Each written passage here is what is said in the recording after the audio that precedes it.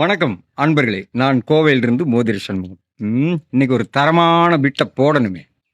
நம்ம விஜய் தம்பி மேல ஒரு கேஸ குடுத்துருக்கானுங்க. கோயம்புத்தூர்ல இருந்து ஒரு கேன பையன். போடலாமா அவனுக்கு? ம். சரியான அறிவு இருந்ததுன்னா அந்த வேலையை செய்வானா? இவனே குண்டு வைப்பானா? இவனும் குண்டு வைப்பானா? இவனே குண்டு வைப்பானா? இதை இவனும் எடுப்பானா? இவனே எடுப்பானா? வருமா? தரமான சம்பவத்தை செய்வோம். சரி.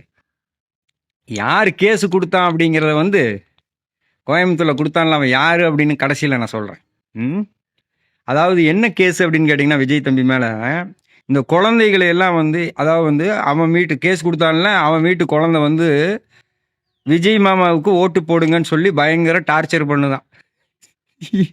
இந்த குழந்தை பையன் போய் கேஸ் கொடுத்துருக்கிறான். டார்ச்சர் பண்ணுது. இதனால வந்து இந்த வழக்கு வந்து, ஏன்னா 2024 வந்து தேர்தல் ஆணையம் வந்து ஒரு இது சொல்லியிருந்து, குழந்தைகளை எல்லாம் வச்சு எந்த பிரச்சாரம் பண்ணக்கூடாது, கழுத்தில் துண்டு போடக்கூடாது, அப்படி சில விஷயங்கள்லாம் இருக்கு. இல்லைன்னு மறுக்க முடியாது, இருக்கு. இப்போ வந்து எல்லா குழந்தைகளும் எல்லார் வீட்லேயும் வந்து தன்னிச்சையாக சொல்லுது, தன்னிச்சையாக போய் சொல்லுது.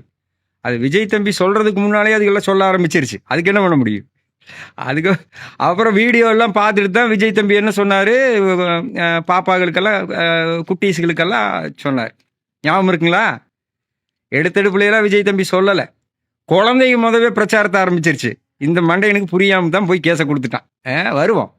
சரி, ஸ்டாலின் இருக்காப்ல, ஸ்டாலின் வந்து ஒரு பிரச்சார பயணத்தில் இந்த குழந்தைகளுக்கு எடுத்து அந்த பிரச்சார பயணத்தில் குழந்தைக்கு திமுக துண்டு எடுத்து போடுறாப்புல. அது எந்த கேஸில் போட்டு போடலங்க?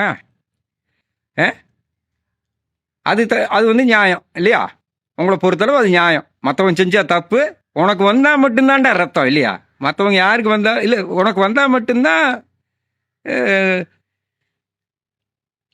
ரத்தம். மற்றவங்களுக்கெல்லாம் வந்தால் தக்காளி சட்னி.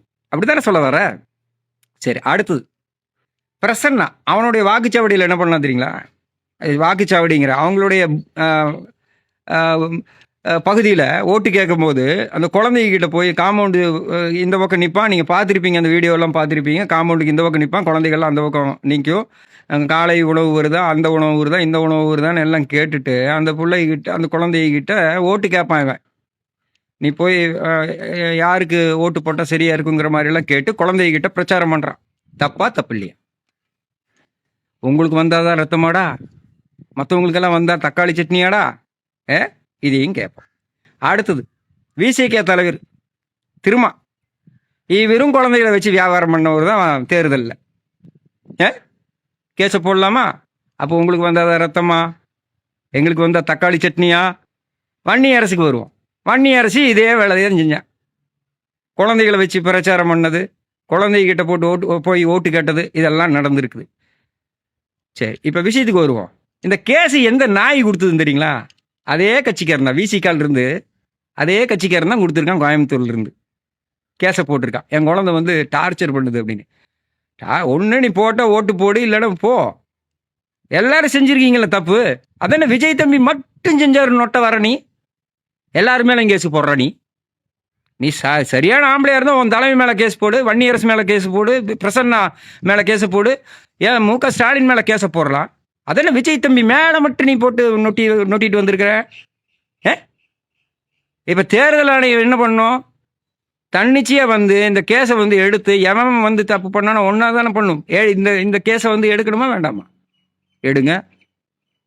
எடுத்து என்னத்தை பிடுங்கினீங்க நீங்கள்?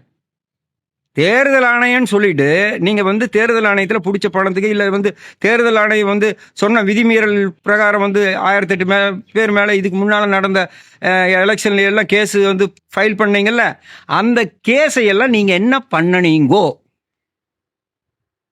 தண்டனை கொடுத்தீங்களா? அதனால மக்களே, இந்த கேஸு ஒரு கூந்தலுக்கு கூட பிரயோஜனம் இல்லை. ஏன்னா அவங்கெல்லாம் நடவடிக்கையெல்லாம் எடுக்க மாட்டாங்க. தைரியமாக இருங்க. ஏன்னா இந்த பிட்டை போடணுங்கிறதுக்கு வேண்டியதான், இதெல்லாம் சொல்லி காமிக்கணுங்கிறதுக்கு வேண்டியதான் சுட்டி காமிச்சது. தப்பு அவன் பண்ணால் தப்பு இல்லையாமா, நம்ம பண்ணால் தப்பாமா? அது எப்பட்றா அது? நல்லா இருக்குடா அவங்களாயா. இன்னொரு வீட்டில் வரேன்.